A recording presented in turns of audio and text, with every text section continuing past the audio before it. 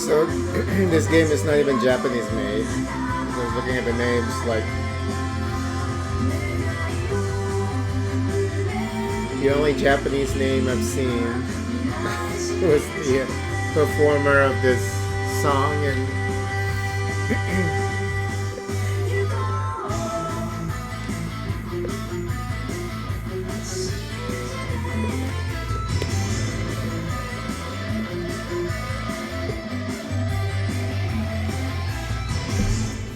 I just think it's an interesting choice to have like a Japanese theme song, you know, but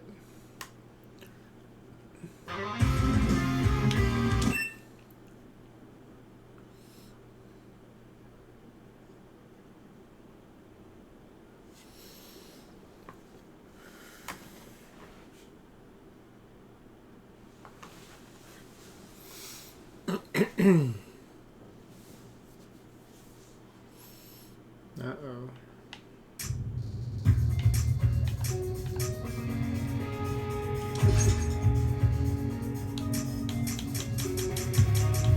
Quality high. Oh. Wait, what? No.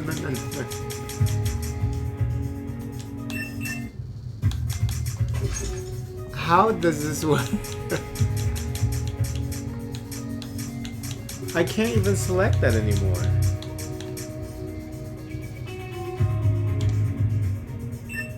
Okay.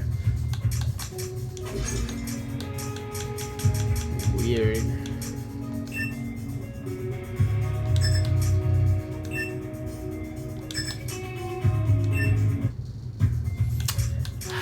I don't like that you get kicked out of the the menu screen every time you change something. That's just odd. Sorry. Pretty bad impression of this game so far. Gonna look forward to playing it too, because I like shoot 'em ups. Now let's see if it's any good.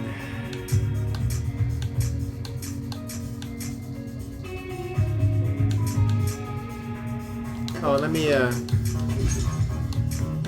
there's okay sound. Okay, can I adjust the sounds without it?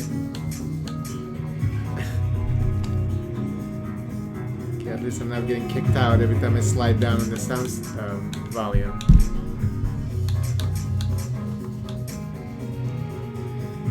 Are they gonna be speaking English, or are they gonna what is it?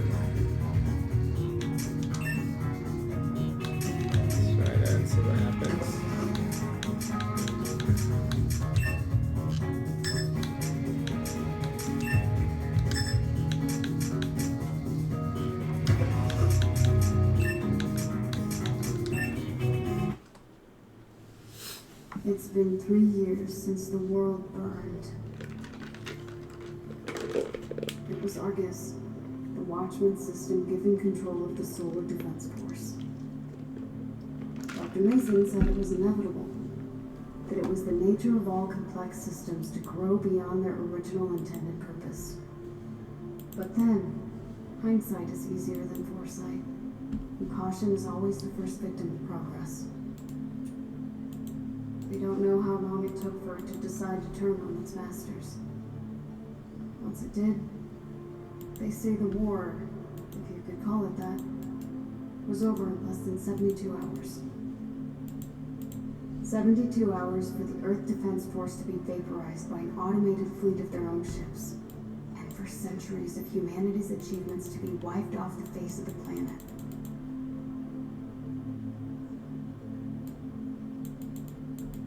Those of us spared from the destruction would subsist on a meager existence beneath the ruins of civilization.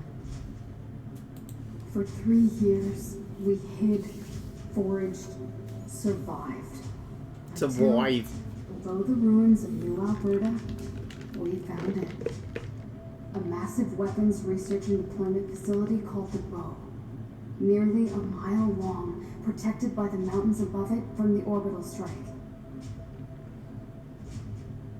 We only knew about it because of Griffin. Some stubborn, dogged resolve in that old warhorse that kept him searching since the first days of our exile. Hidden deep within the heart of the facility, we found the Arrow. A light space fighter with a singularity-driven core. An engineering marvel, making it the fastest and most maneuverable spacecraft ever conceived. I was a pilot before the world was turned to ash, ferrying payloads to the orbital platforms that represented our first steps to the stars. But this was like nothing I've ever flown before. Only a few weeks from completion, the world burned before it could make its first flight. And it's why I'm here now. As the only member of our group with any flight experience, it falls to me to shoulder the burden of what comes next. To take the Arrow and bring the fight back to Argus. 3 years ago, it won the battle that started with us in 72 hours. But the war it started isn't over.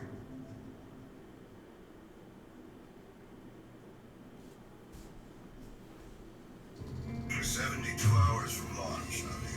One last chance to use the simulator and go through the motions. Roger that. Engaging the sim now.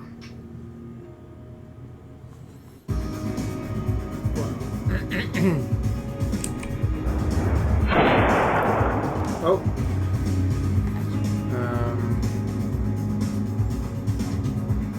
Where did I move it to?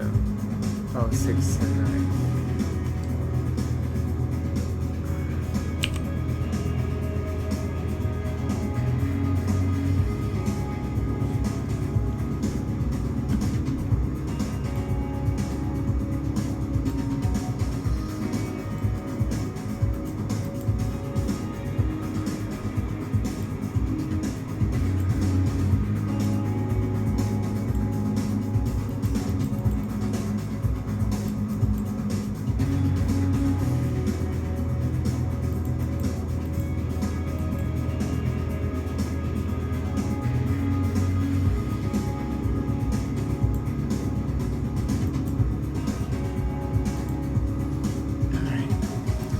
Hold up, before you go, let's use the simulator.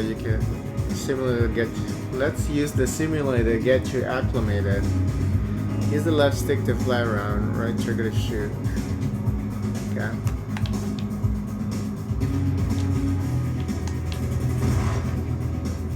LT into lock-on mode. Paint enemies with the cursor lock-on with missiles. Once locked, release the fire. Limit to half your current payload capacity. What does that mean? Why is it limited to half of your current payload? This is in short supply.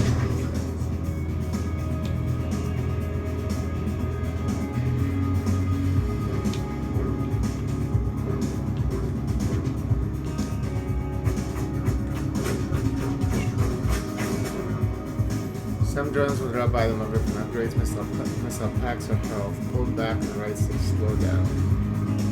Activate your vortex to collect the power up.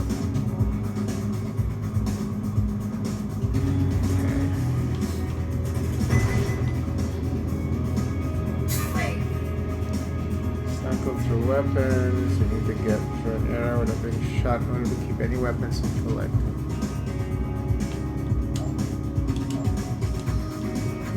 Oh, it has different weapons.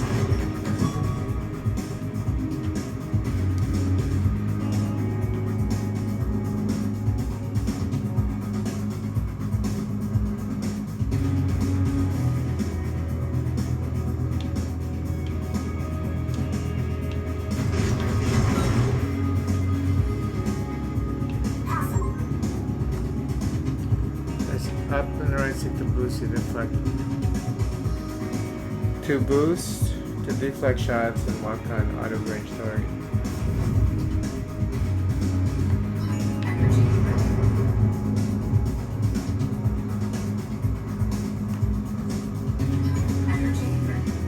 Well, I press right or left and right to drift and use wing trail attack to make.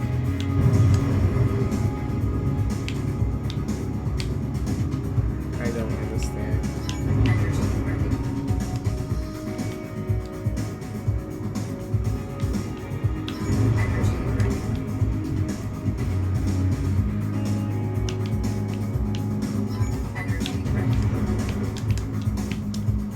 I'm not even doing anything.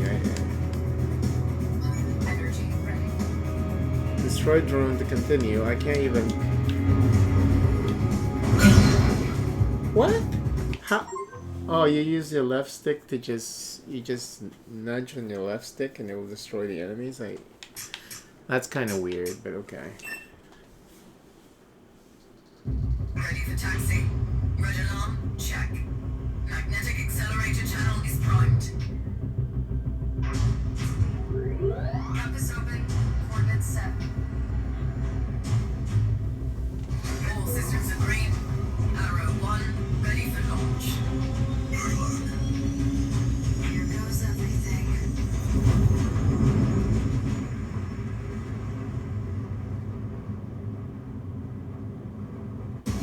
Multiple signatures detected. Here they come.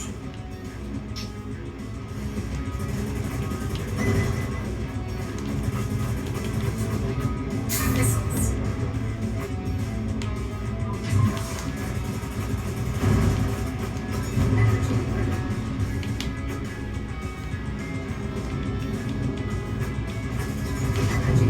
It's so easy to accidentally use that sidewinder or whatever.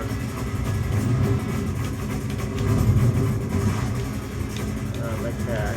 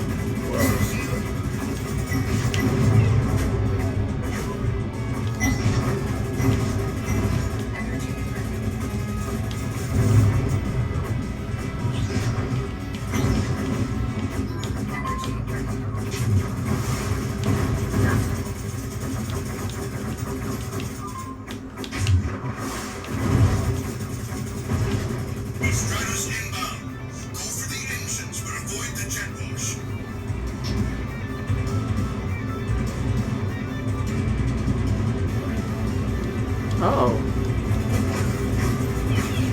that's cute.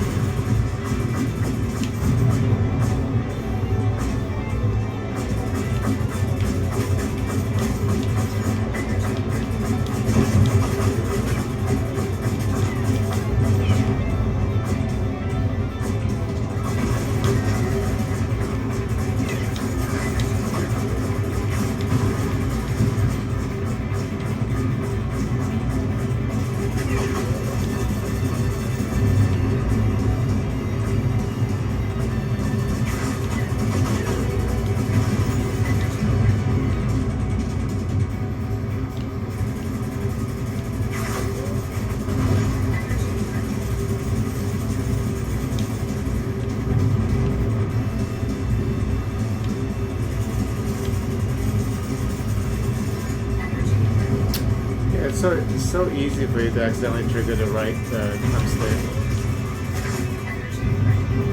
Oh no, because every time you tilt it, actually.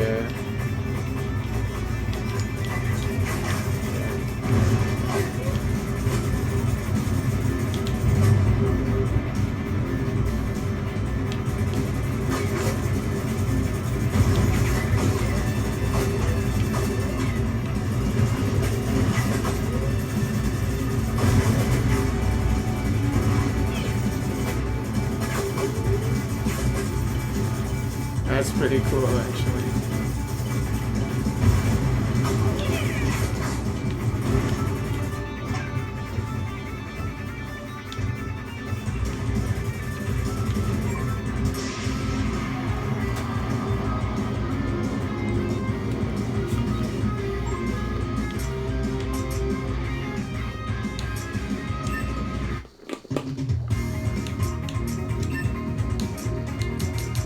Everything's locked.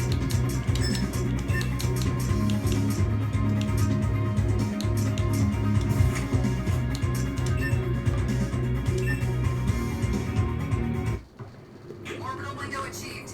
I'm breaking out mode. Good work. The scope's clear. Take a breather while you can. We're not out of the woods yet. You've got to clear the Badlands before you can engage the sublight drive. Badlands. The orbital grid were 2,000 kilometers above the Earth's surface, left in the wake of Argus's onslaught. A sea of orbiting debris traveling around the planet at over 15,000 kilometers per hour. The core's magnetic field should protect you from the smaller debris, but you'll need to watch out for anything larger. And the ray scattering from all that scrap should limit Marcus's ability to track you. You make it sound as if I should count my blessings. Well, you're certainly going to need them. You're gonna make your way through the Badlands. Be on the lookout for large debris that might be in your path.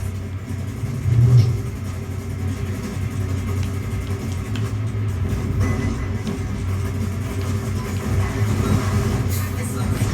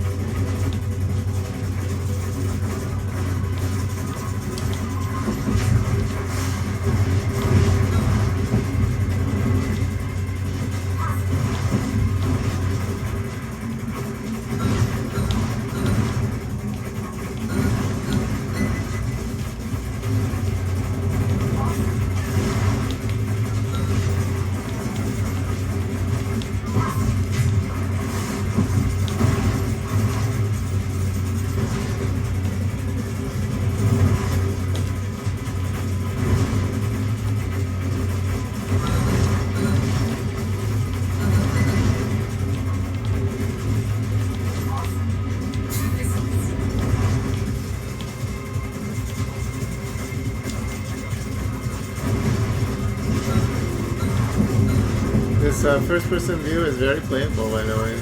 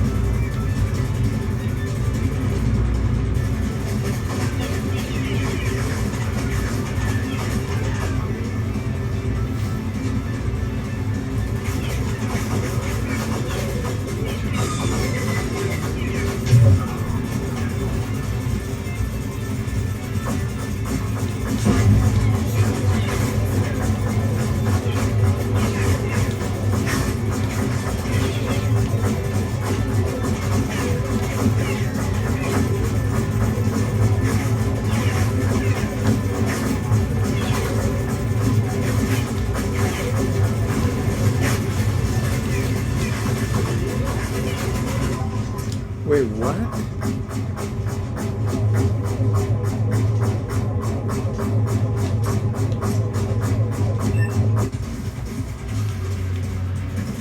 It's a reclaimer. Take out its defenses to expose its core. The problem with this game so far is it's very repetitive, like when you're going through the stage. They don't have a lot of imagination when it comes to the enemy patterns, making each stage feel like unique. You know, it's like the same enemies just thrown at you over and over. And then they keep repeating it. They're trying to make the stages like long when it's not necessary, you know. But other than that, it's a pretty cool game.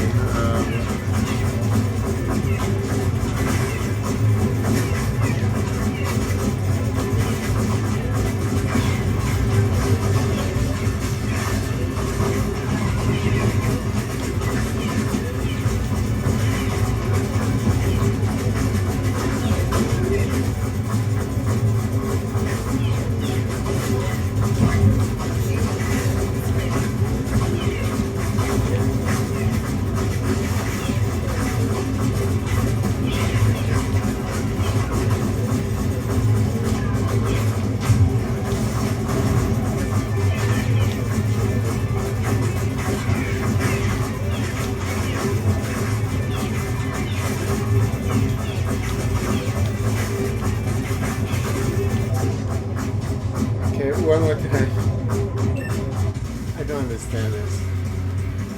It's a reclaimer. Take out its defenses to expose its core.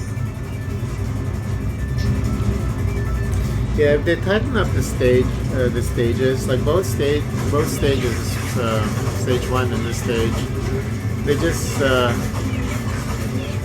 just keep going and going, you know.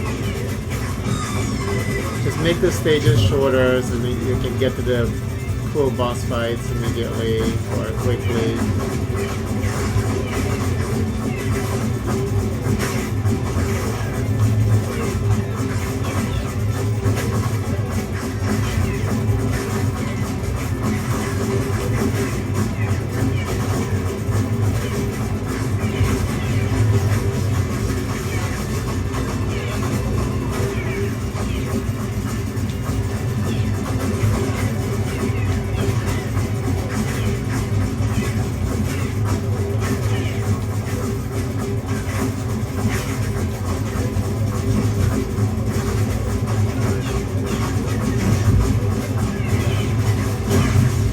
Wow, and then it hits so hard. That's the problem too. It hits so hard. Oh, there's a unique death animation. Oh, are we out of continues? Is that why? We're out of continues. Okay.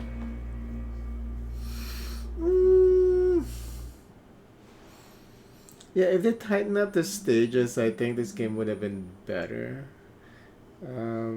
You know, when I saw this, I was just like, okay, yeah, this is pretty cool. I like to get shoot 'em ups. I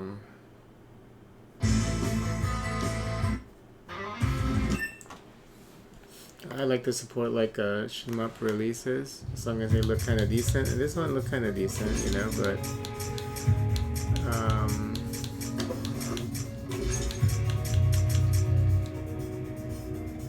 yeah, the director Meher Al-Samkari. This is like a Turkish, maybe Turkish game.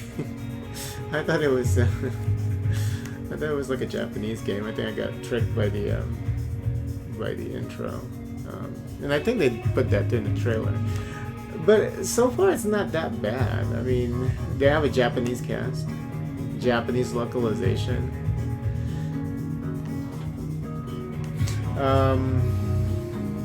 Yeah, I think the problem is definitely the long stages, because after a while, like, it's the same patterns over and over again. And the problem is, since the stages, both of them so far, they're kind of static. You know, there's nothing. It would be different if, like, at least the stages themselves, like there's a lot of movement, a lot to see. Something like Signy, you know, it's like it's always changing. So you can mask like the repetitiveness with the stages evolving. Here is just pretty flat. You get on the stage, that's pretty much all that you see in the stage. You know, like the first stage is just the sky, nothing dramatic in the background. Every now and then there's some like big ships, like I'm not sure if it was even the boss. I have to replay that stage again, like being teased. And then the second stage is like you're in space and there's a lot of debris, but that's pretty much it. There's nothing really, it's not really evolving.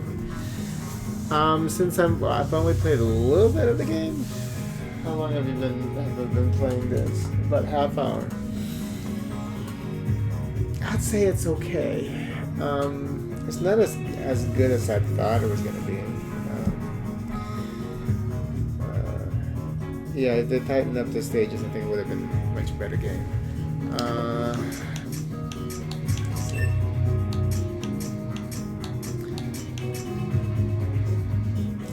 They have multiple modes, so hopefully there's like an arcade mode after you finish the campaign, so that you don't have to go through all that story and shit. The story here is not even that compelling, you know. But then you ask, you know, is there ever a compelling story in the shoot 'em up? Yes. The answer to that is yes. I usually, like, when I watch people who are they're not really fan of the, you know, they're not really fans of the genre, and they would play shoot 'em up, and then in the shoot 'em up, tries to tell a story. I think I was trying to watch people play Radiant Silvergun. I think when it got a Steam release, and I tried watching people play it on Twitch. It's one of my favorite games of all time. And then you know how Radiant Silvergun, there's a story, you know, them talking to each other like between the stages, whatever, during the stage, the intro at the beginning. And then, you know, I saw the chat saying, "Oh, it looks like what's the story? What's the story?" And then the streamer would say, you know, it's a shoot 'em up. The story doesn't matter." When in reality, for a game like Radiant Silvergun, Ikaruga, what's the other one? I mean, Radiant Silvergun, Ikaruga has a great story, and it's an important part of the experience. Cinemora has a really, really good story. I love playing that game too, and so you can't just say that if a game has like really bland, if a shoot 'em up has a really bland story, that's just because it's a shoot 'em up. That's not necessarily true. You know, a developer can really spice it up. So Cinemora has a great story, and then Radiant Silvergun and Ikaruga.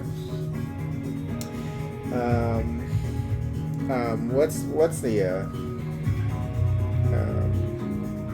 not Mushihime-sama? I mean, that one's okay. What's the other one? The one where they can change sex from male to female. You can switch on the fly. What is the name of that one? I think I have it on Xbox. ESP Galuda. ESP Galuda also has a pretty good story. So yeah, I hate it when people say, "Oh, it's a shoot 'em up." Oh, it doesn't matter, you know, without even giving it a chance. But this one is definitely one of those shoot 'em up with a mediocre story. So yeah, I would say I would give this game like a 3 out of 5 first impression.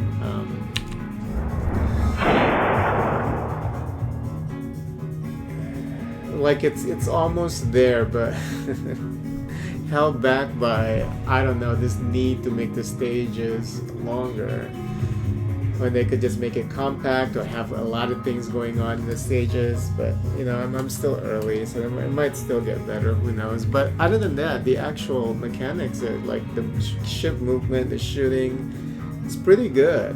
I wish that they would allow you to do auto lock-on, like unlimited ammo. Because you have a limited ammo, and like if you played Star Fox, you know, you kind of need to have like a lock-on so that you can capture certain enemy types and certain patterns, you know. But the developer here, the designer, is not, you know, thinking at that level. So yeah, it's an okay game. I'm a little bit disappointed with this game. I thought it was going to be much better, but